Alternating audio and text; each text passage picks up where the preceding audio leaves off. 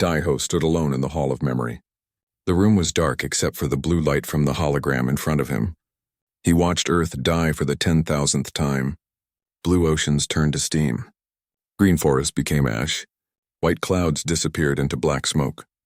The planet that gave birth to humanity burned and broke apart in minutes. His hand touched the cold metal wall. The neural implant in his brain recorded every detail of the hologram. He could feel the heat of Earth's destruction, as if he had been there. But he was not there. Nobody alive today was there. That happened 3,000 years ago. The door opened behind him. Yuna walked in quietly. She was the chief scientist of their people. Her age was over 300 years, but she looked young because of genetic changes. All humans looked young now. They lived longer. They healed faster. They were stronger and smarter than their ancestors. Today is the anniversary, Yuna said softly. 3,000 years since the Galactic Council erased our home. Daiho nodded but did not look away from the hologram. They thought they killed us all. They thought humanity ended that day. They were wrong, Yuna replied. She stood beside him and watched Earth burn one more time. We survived. We grew stronger. We changed ourselves into something they never expected. The hologram ended. Earth was gone. Only empty space remained where the planet once was. Daiho finally turned to face Yuna. His eyes were tired. He carried the weight of 3,000 years of human suffering in his mind. The Council of Elders is meeting in 1 hour, Yuna said. They want to discuss our future. Some think we should hide forever. Some think we should find a new home far from council space. But I know what you will say. Daiho smiled, but it was not a happy smile. We go back. We make them remember what they did. We make them pay. They walked through the corridors of the Eternal Ark. The massive colony ship had been home to humanity for 3,000 years. 12 million people lived in this ship and others like it. They drifted at the edge of known space, hiding in the darkness between stars.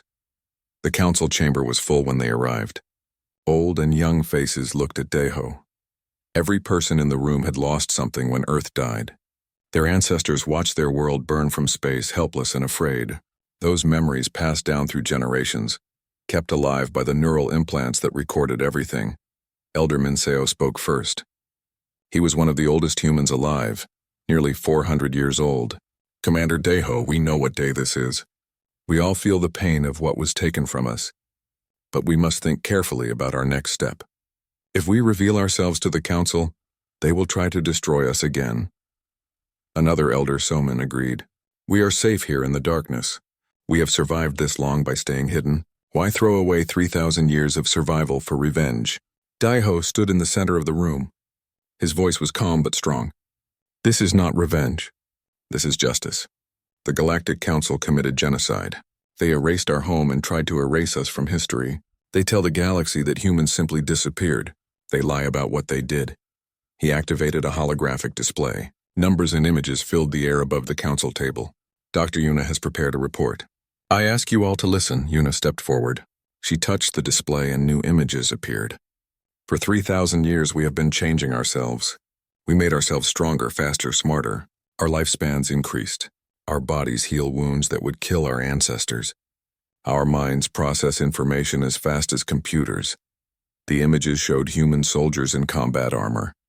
They showed weapons that bent light and shields that stopped energy blasts. They showed ships built in secret, hidden in the dark spaces between stars. We are not the same humans who lost Earth, Yuna continued. We are better, stronger, more advanced. While the council grew comfortable and weak, we prepared for this day. Every generation built weapons. Every generation trained for war. Every generation remembered Earth. The room was silent. The elders looked at the images with wide eyes. They saw the result of 3,000 years of preparation. A young voice spoke from the back. Lieutenant Jiwoo stood up. She was only 89 years old. Barely an adult by modern standards. I was born on this ship. I never saw a planet with my own eyes. I never felt real wind or saw a real ocean. The council took that from me before I was even born. I vote we go back. I vote we make them answer for what they did. Other young voices joined hers. The newer generations wanted action. They were tired of hiding. They wanted to reclaim their place in the galaxy. The door to the chamber opened suddenly. A figure in a dark cloak entered. Everyone turned to look. The figure removed the cloak. It was an alien, tall and thin with blue skin and 4 arms, but he wore human clothing underneath. "My name is Minho," the alien said. "I was once an ambassador for the Galactic Council. I voted to destroy Earth 3,000 years ago." Angry shouts filled the chamber. Guards moved toward the alien, but Deho raised his hand to stop them. "Let him speak," Deho commanded. Minho bowed his head. "I have lived with guilt for 3,000 years. I was young and foolish. I believed the council leaders when they said humans were too dangerous. I believed we had no choice. I was wrong." He pulled out a small data device. "I bring you information. The council has grown weak. Their military is small. They believe humanity is extinct. They have no idea you survived. They have no idea you are coming." Deho took the device. "Why help us now?" "Because I want to fix my mistake," Minho said. "Because the council has destroyed 6 other species since Earth. Because they will do it again unless someone stops them. Because I believe you can win." The elders talked among themselves. Arguments filled the air. Some wanted to trust Minho. Others wanted to throw him out. Finally, Elder Minseo raised his hand for silence. "We will vote," he said. "All who believe we should remain hidden, raise your hand." A few hands went up. Mostly the oldest members. "All who believe we should find a new home far from here, raise your hand." More hands rose, but still not many. "All who believe we should return to our home and face the council, raise your hand." Most hands in the chamber went up. The young ones stood and cheered. Even some of the elders voted yes. The decision was made. Deho nodded slowly. "Then it is decided. We will assemble the Vengeance Fleet. Captain Hyun, you will wake the Phoenix Rising from storage. Dr. Yuna, prepare our people for war. Lieutenant Jiwoo, begin training exercises. Ambassador Minho, you will help us plan our first strike." He touched the data device and projected a star map above the table. "This is the Kilo system. It is a council military base. Small but important. We will strike there first. We will send the council a message. We will tell them that humanity remembers. We will tell them that we are coming home." 3 months passed. The colony ships came together from across the dark spaces. Warships that had been built in secret for generations emerged from hiding. The Vengeance Fleet grew each day. 247 ships. Weapons that could tear holes in space itself. Shields that could stop any known attack. Soldiers who had trained their entire lives for this moment. Deho stood on the bridge of the Phoenix Rising. The massive dreadnought was the largest ship humanity had ever built. Captain Hyun commanded the vessel with quiet confidence. Around them, the rest of the fleet waited in formation. Deho opened a channel to all ships. His face appeared on every screen in the fleet. 2.8 million people looked at their commander. "People of Earth," he said, "our ancestors watched our home die. They fled into the darkness. They survived when the galaxy thought we were dead. They built this fleet. They trained us. They gave us the tools for justice." He held up a small container. Inside was dirt from Earth, saved for 3,000 years. "This is all that remains of our world. Soil from a continent that no longer exists. But we will return to our solar system. We will rebuild. We will make the council remember what they did. We will reclaim our place in the stars." Captain Hyun gave the order. "All ships prepare for quantum fold jump. Destination Kilo system. Engage on my mark." The fleet hummed with power. Engines that bent space itself came online. Light began to bend around the ships. "Mark," Hyun said. The Vengeance Fleet vanished. Space folded around them. They traveled faster than light itself, crossing distances that would take normal ships centuries. After 3,000 years of hiding, humanity was going home. And they were bringing war with them. The Vengeance Fleet emerged from quantum fold space like ghosts appearing in the darkness. 247 ships materialized at the edge of the Kilo system. Alarms did not sound. The council forces did not see them coming. Human stealth technology was far beyond anything the galaxy had seen before. Lieutenant Jiwoo sat in the cockpit of her black infiltrator ship. It was small and fast, designed for reconnaissance. Her hands moved across the controls with practiced ease. She had been born in space. Flying was as natural to her as breathing. She guided her ship through an asteroid field, staying hidden among the rocks. Through her view screen, she watched the council base. It was massive. Orbital shipyards stretched for kilometers. Supply depots floated in organized clusters. Defensive platforms bristled with weapons that had not been fired in centuries. Phoenix Rising, this is Scout 1. Jiwoo said into her communication device. I count 40 council warships. They are old models. Their patrol patterns are predictable. They are not expecting any threat. Captain Hyun's voice came through her earpiece. Understood, Scout 1, return to the fleet. We attack in 1 hour. Jiwoo turned her ship around and accelerated away from the system. Behind her, the council forces continued their lazy patrols. They had no idea death was coming for them.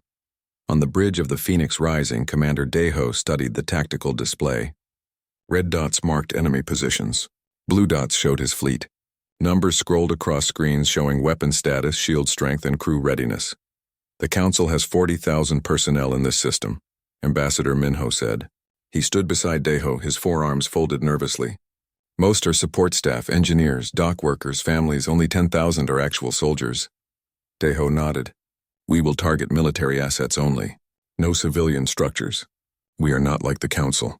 We do not kill innocents. Captain Hyun looked at Daeho. The fleet is ready, Commander. All ships report green status. We can begin whenever you give the order. Daeho took a deep breath. This was it. The moment 3,000 years of preparation had led to. Once he gave the order, there would be no going back. Humanity would reveal itself to the galaxy. War would begin. Begin the attack, he said. The fleet split into 3 groups.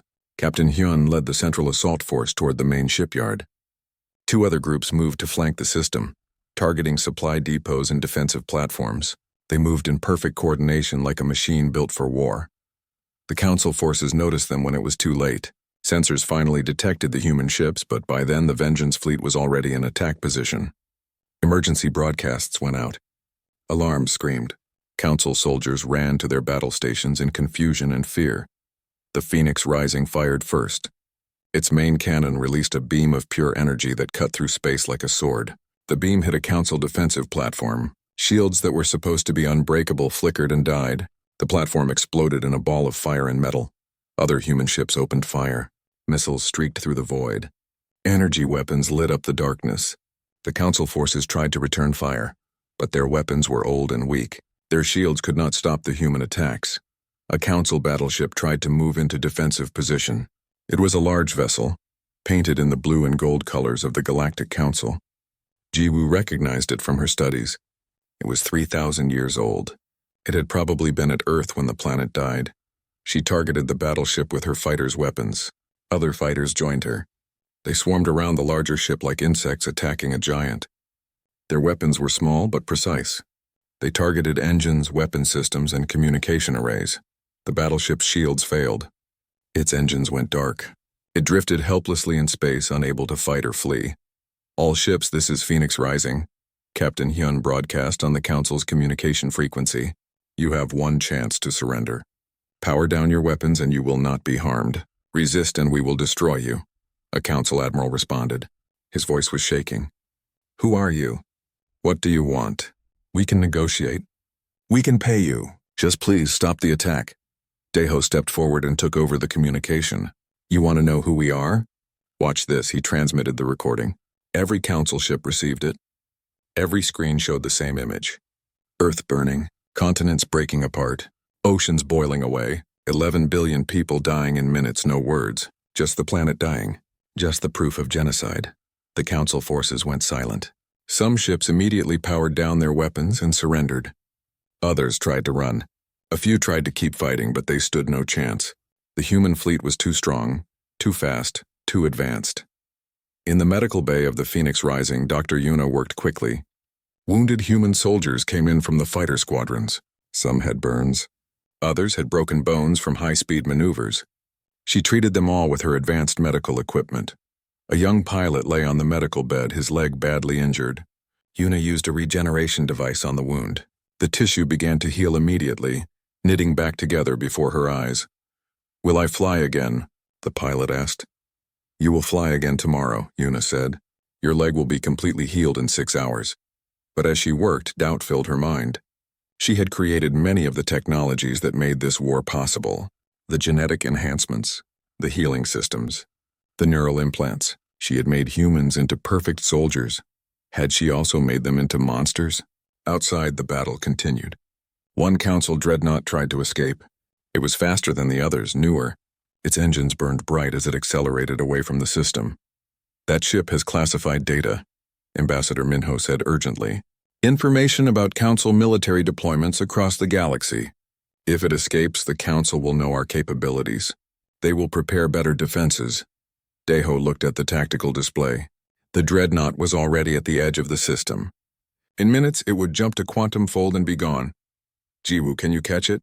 Deho asked. The young pilot's voice came back immediately. "I can try, Commander. But my fighter is not built for long chases. I will need to push my engines beyond safe limits." "Do it," Deho ordered. Jiwoo's small black fighter turned and accelerated. She pushed the engines to maximum power. Her fighter shook from the stress. Warning lights flashed on her control panel. She ignored them all. The Council dreadnought was large and fast, but it was also old. Jiwoo's fighter was new, built with technology the Council had never seen. She closed the distance slowly, kilometer by kilometer. The dreadnought's rear weapons fired at her. Energy blasts filled the space between them. Jiwoo twisted and turned, dodging the attacks. One blast came close, heating her ship's hull to dangerous levels. Another blast grazed her wing, tearing a hole in the armor. But she kept going. She got closer. Close enough to use her special weapon. She fired an electromagnetic pulse. The weapon released a wave of energy that washed over the dreadnought. Every electronic system on the ship shut down instantly. Lights went dark. Engines stopped. Weapons fell silent. The dreadnought drifted helplessly in space, its crew alive but trapped inside a dead ship. "Target neutralized," Jiwoo reported, sending boarding teams to extract the data. 2 hours later, the battle was over. The Kelo system belonged to humanity. Council forces surrendered or were destroyed. Human engineers began securing the shipyards. Soldiers established defensive positions. On the bridge of the Phoenix Rising, Deho received reports from all ships. Casualties were light on the human side, 12 dead, 43 wounded. On the Council side, thousands were dead and tens of thousands captured. The data from the captured dreadnought was even better news. It showed the location of every Council military base in the galaxy. Weapon inventories, ship deployments, defense networks, everything. "We have what we need to win this war," Captain Hyun said. Deho nodded. "Prepare a message. Broadcast it on all Council frequencies. No encryption. Maximum spread. I want every species in the galaxy to hear this." He stood in front of the communication camera. Behind him, the viewport showed the captured Kalos system. Burning wreckage floated in the darkness. "Human ships patrolled like sharks among people of the galaxy." Deho began. "My name is Commander Deho. I am human. 3,000 years ago, the Galactic Council destroyed our home. They killed 11 billion of our people. They tried to erase us from history. They failed." He held up the container of Earth's soil. "This is all that remains of our world. But we survived. We grew stronger. We returned. The Council will answer for their crimes. They will surrender those responsible for Earth's destruction, or they will face total war." He transmitted coordinates. "This is our next target. We will attack in 72 hours. The Council has that long to begin peace negotiations. If they refuse, we will continue our campaign until justice is served." A countdown timer appeared on every screen. 72 hours.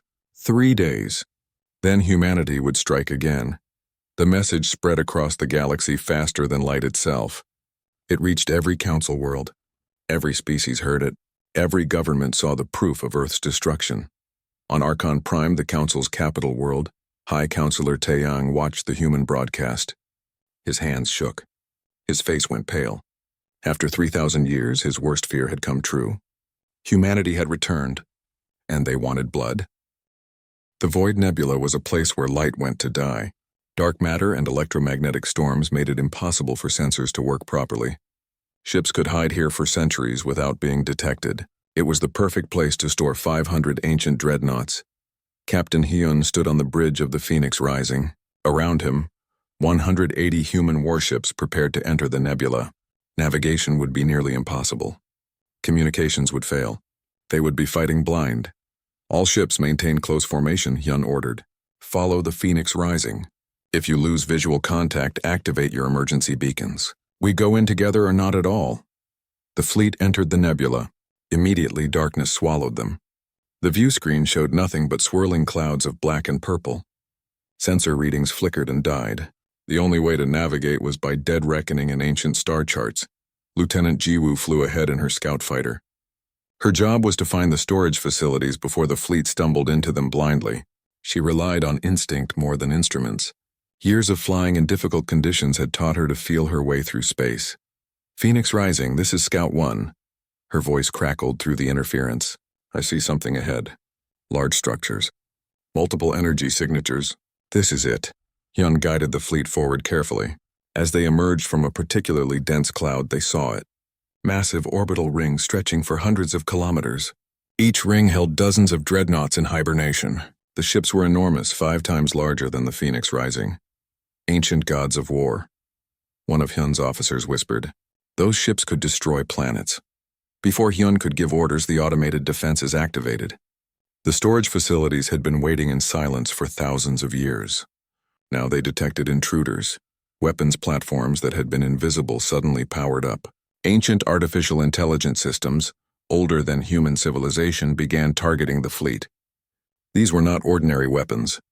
These were technologies from the Devourer War, designed to fight enemies that consumed entire star systems. The first attack came without warning. A beam of energy struck a human cruiser. The ship did not explode. It simply ceased to exist. One moment it was there.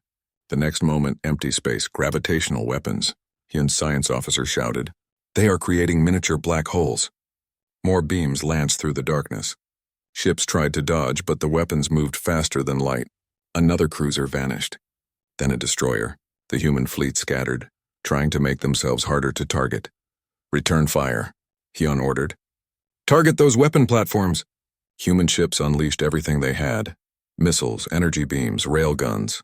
The weapons hit the platforms, but ancient shields absorbed most of the damage. These defenses had been built to withstand attacks from planet-killing weapons. Human technology was advanced, but not that advanced. Meanwhile, far away at Negotiation Station Gamma, Dr. Yuna and Ambassador Minho met with High Counselor Taeyang. The station was neutral territory, orbiting a dead star between human and council space. The meeting room was simple. A round table, chairs for both sides, no weapons allowed. Guards waited outside. Taeyang looked older than his years. The stress of the war had aged him. He sat across from Yuna and Minho, his hands folded on the table. Thank you for coming, Taeyang said. I know you do not trust me. I would not trust me either. Then let us not waste time with pleasantries, Yuna replied. What are you offering? Taeyang activated a holographic display. The Council will officially apologize for Earth's destruction. We will grant humanity 3 star systems for colonization. We will pay reparations equal to 1 trillion credits. In exchange, you must accept Council authority and disarm your fleet. Yuna laughed, but it was not a happy sound. You destroyed our home. You killed 11 billion people. And you think an apology and some money will fix that? You think we will submit to the same authority that tried to genocide us? What choice do you have? Taeyang asked. We are activating the ancient fleet. 500 dreadnoughts that could destroy your entire civilization. You cannot win this war. We survived 3,000 years in the darkness, Yuna said. We will survive whatever you throw at us. The question is, will the Council survive? She activated her own display. While we have been talking, my people have been working. I am broadcasting proof of Council crimes across the galaxy, not just Earth. 6 other species you destroyed. Hundreds of worlds you conquered. Thousands of years of lies. Taeyang's face went pale. He tried to access his communication device, but it was blocked. What have you done? I uploaded a virus into your communication network when we entered this station, Yuna said. Your cyber warfare specialists will find it eventually, but not before I finish my broadcast. The galaxy is learning the truth about the Council right now. Back in the Void Nebula, Lieutenant Jiwoo studied the defense network from her fighter. There had to be a weakness. Ancient systems, no matter how powerful, always had weaknesses. She noticed something. All the weapon platforms connected to central power cores. If she could reach those cores and overload them, the entire defense grid would collapse. But the cores were deep inside the storage facilities. Heavily shielded, surrounded by automated defenses. It would be a suicide mission. Phoenix Rising, this is Scout 1, Jiwoo transmitted. I found a way to disable the defenses. But I need to get to the power cores. I am going in.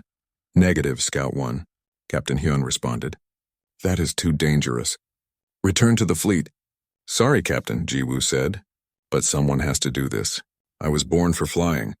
Let me fly one last time." She cut the transmission and accelerated toward the storage facility.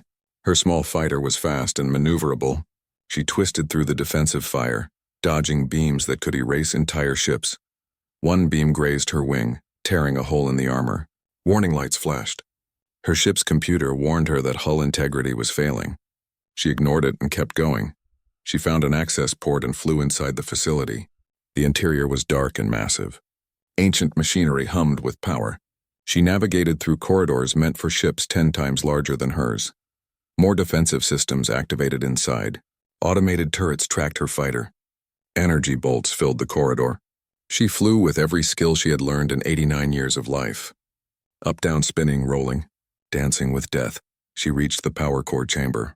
It was enormous, a sphere of pure energy 50 meters across, contained by magnetic fields. She could feel the heat from here. Her fighter's hull was already starting to melt. Jiwoo armed her weapons. All of them. Every missile, every energy capacitor, everything. She targeted the magnetic field generators.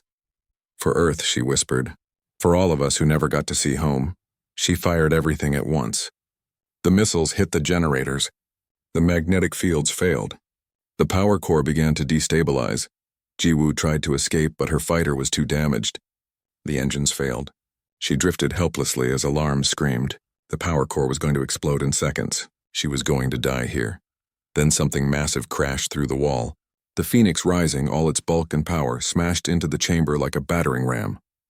The Dreadnought's tractor beam grabbed Jiwoo's fighter and pulled it inside the hangar bay. "Got you, Lieutenant." Captain Hyun's voice came through her speakers. "Hold on, this is going to be rough." The Phoenix Rising reversed engines and accelerated out of the facility. Behind them, the power core exploded. The blast wave pushed them forward, adding speed. The entire storage facility began to break apart. Chain reactions spread through the orbital rings. Power cores overloaded one after another. Explosions lit up the darkness of the nebula. 300 of the ancient dreadnoughts were destroyed before they could even wake up, but 200 survived. And they were activating now. Ancient systems coming online after millennia of sleep. These ships had been built to fight gods. Now they would fight humans. The human fleet had no choice. They had to retreat. Captain Hyun ordered all ships to fall back to the nebula's edge. They had dealt a blow to the Council's ancient fleet, but not a killing blow. At the negotiation station, Taeyang watched reports coming in. The broadcast of Council crimes had sparked uprisings on 14 worlds. Species that had submitted to the Council for thousands of years were now rebelling. "You have doomed us all," Taeyang said to Yuna. "The galaxy will tear itself apart." "No," Yuna replied. "We freed them. The galaxy was already broken. We just showed everyone the cracks." She stood up. "Your offer is rejected. We will not submit. We will not disarm. We will return to our solar system and rebuild. If you try to stop us, we will fight. If you leave us alone, we will leave you alone. The choice is yours." Taeyang looked defeated. "The ancient fleet is operational. They are heading for your position at Kalos. 200 dreadnoughts. I am going with them. I will lead them personally. This ends one way or another. Then we will see you there," Yuna said. She and Minho left the station. Their diplomatic ship rejoined the waiting human escort, and they all jumped to Quantum Fold, racing back to the Kilos base. Commander Daeho received all the reports at once. The Void Nebula strike had partially succeeded. The peace negotiations had failed. Uprisings were spreading across Council space, and the ancient fleet was coming for them. The Council chamber on Archon Prime was in chaos. Representatives from 847 species shouted at each other. Some demanded action against the humans. Others wanted peace negotiations. Many simply wanted answers. High Counselor Taeyang stood at the center of the crystalline dome. He was ancient, over 3,000 years old. He had been young when Earth died. Now he was the oldest being in the Council, and the weight of his decision haunted him every day. "Order," he shouted. His voice echoed through the chamber. "We must have order." A young representative from the Kalori species stood up. Her people had joined the Council only 500 years ago. She knew nothing of Earth's destruction until now. Why was this kept secret? Why did you hide the genocide of an entire species from us? Other young representatives joined her protest. They had not been alive when Earth died. They had not voted for its destruction. but now they were expected to fight a war because of decisions made long before they were born. Taeyang raised his hands for silence. We kept it secret to maintain stability. If the galaxy knew we had destroyed a species, others might fear they would be next. It would have caused panic, rebellion, the council would have collapsed. So you lied, the Kalori representative said. You committed genocide and then lied about it for 3,000 years.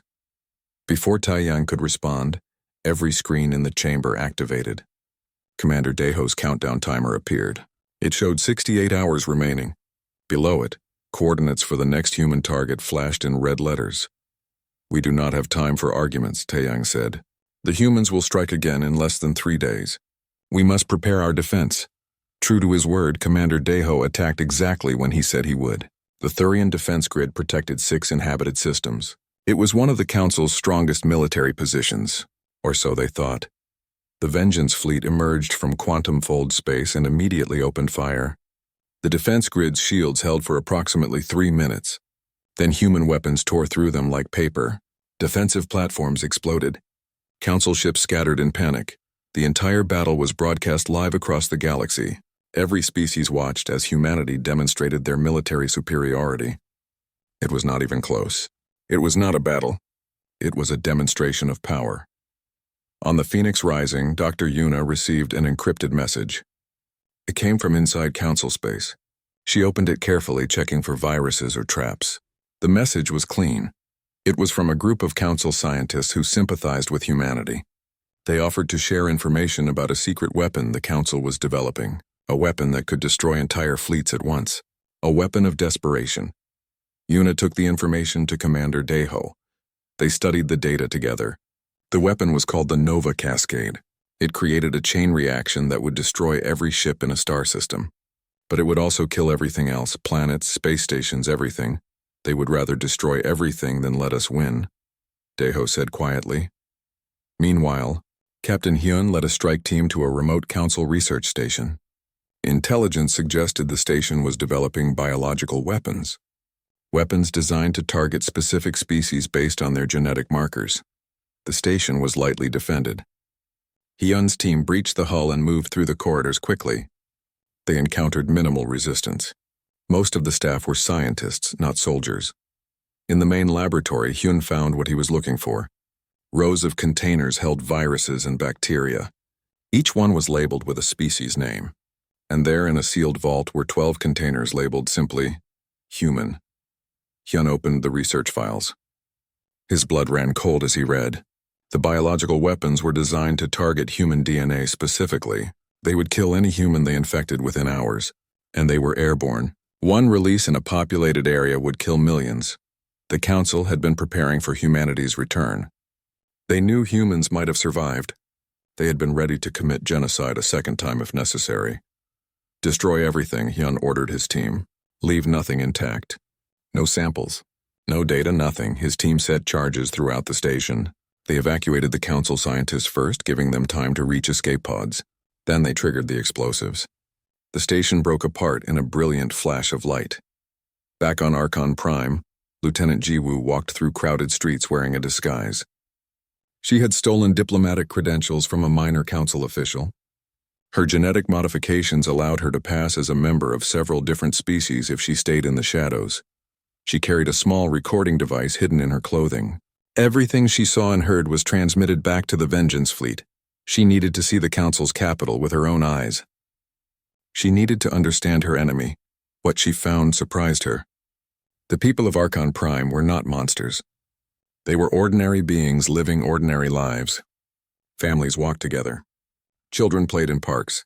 Street vendors sold food. It could have been any city on any world, but she also saw the corruption. Rich species lived in gleaming towers while poor species struggled in lower levels. The founding races of the Council held all the power. Everyone else simply obeyed their rules or faced punishment. Jiwoo made her way to the government district. Security was tight, but her credentials got her through the checkpoints. She reached the observation deck of the Council chamber building and set up her recording equipment. Below her, the Council was in another emergency session. She could see High Counselor Taeyang addressing the representatives. She could see the fear on their faces. The Council was falling apart from within, but then alarms started blaring. Security forces rushed into the observation deck. Someone had discovered her presence. Her stolen credentials had been flagged. Jiwoo ran. She sprinted through corridors, taking turns at random. Security forces chased her.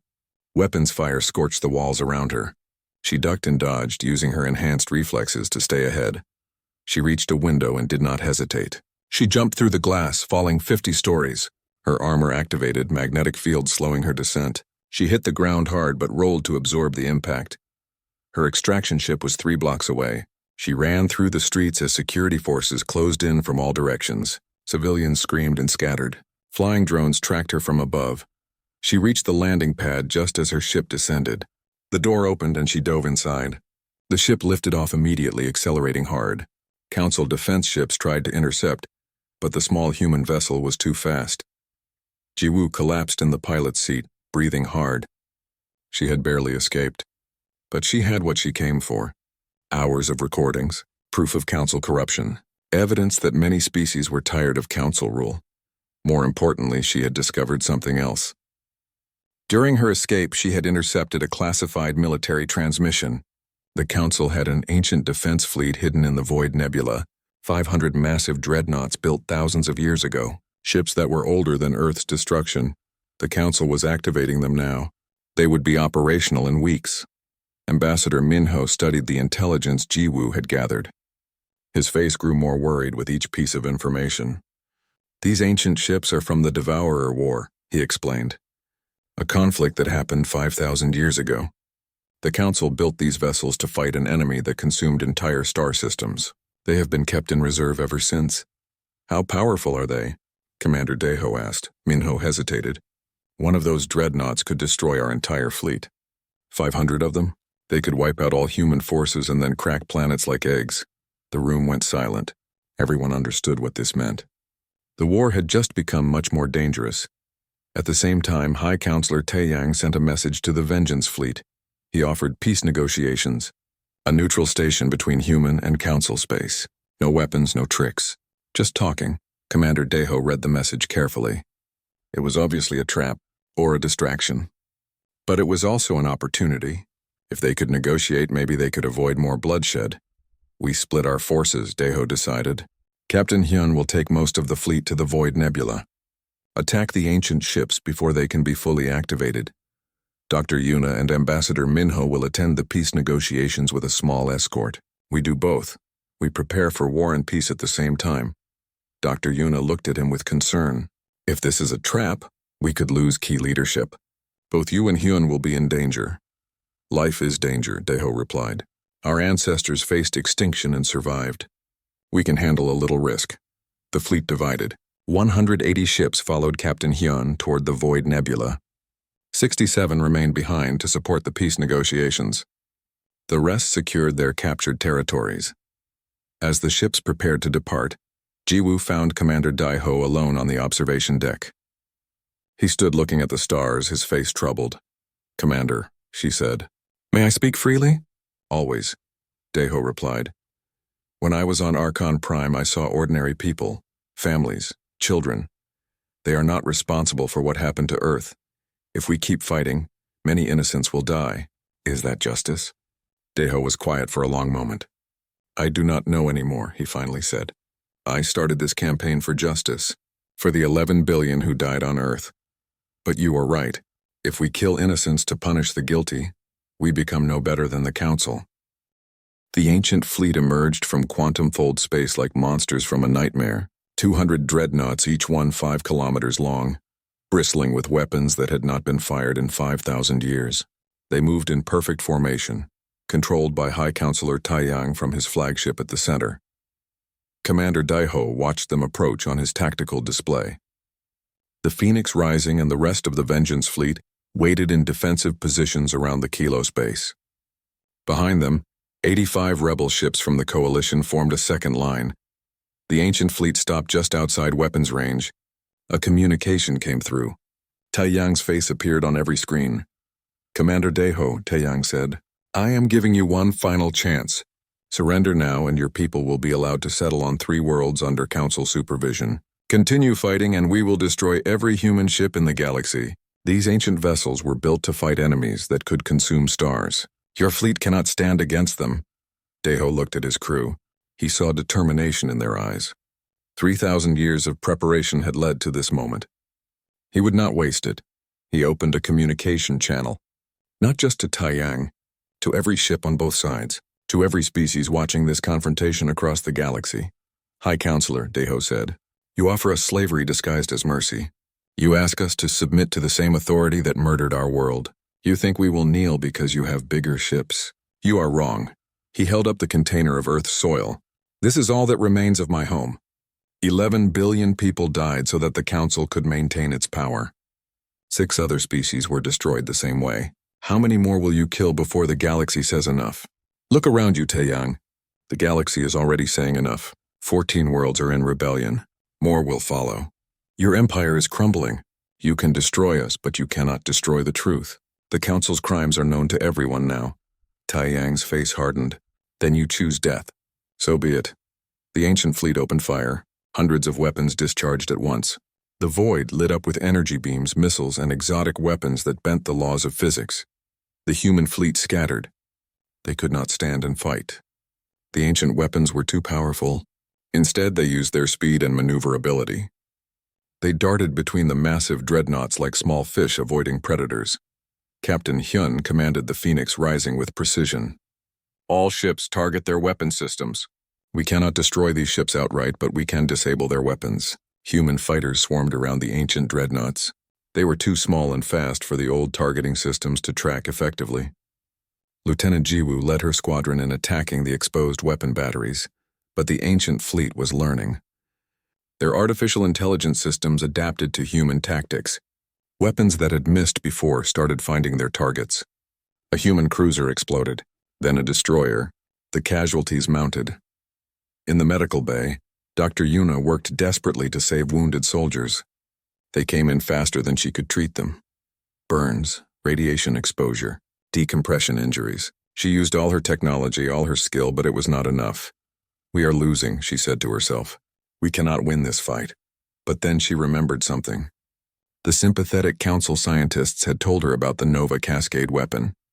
A weapon that could destroy everything in a system. What if she could reverse that technology? What if instead of destruction, she could use it to disable ships? She ran to the laboratory. Her fingers flew across computer interfaces. She had to work fast. The battle was not going well. They needed a miracle. She created something new. Nanomachines. Tiny robots smaller than bacteria. She programmed them to infiltrate electronic systems and shut them down safely. They would disable ships without killing the crews. But there was a problem. To guide billions of nanomachines simultaneously, she needed a direct neural connection. She would have to upload part of her consciousness into the swarm. Her physical body might not survive the process. Yuna looked at the medical bay. Wounded soldiers everywhere. People dying because of a war that started 3,000 years ago. She had helped create this war with her technology. Now she could help end it. She put on the neural interface helmet. Her hands shook as she activated the connection. Deho, she said into her communicator, I am deploying the nanoswarm. It will disable the ancient fleet. But I need to guide them directly. This might be goodbye. Yuna, wait, Deho shouted. But she had already activated the sequence. Her consciousness split into billions of pieces. Each nanomachine carried a fragment of her mind. She felt herself spreading across space, moving toward the ancient fleet at incredible speed. The swarm reached the first dreadnought and penetrated its hull. Yuna guided them through ancient circuits and power systems. She shut down weapons. She disabled engines. But she left life support intact. The crew would live. Ship after ship went dark. The ancient fleet began to drift helplessly. High Counselor Taiyang watched in horror as his unstoppable armada was neutralized without a shot. But on Taiyang's flagship, something went wrong. The ancient systems were different here, more complex. Yuna's consciousness got trapped in the ship's computer network. She was losing herself, fragment by fragment.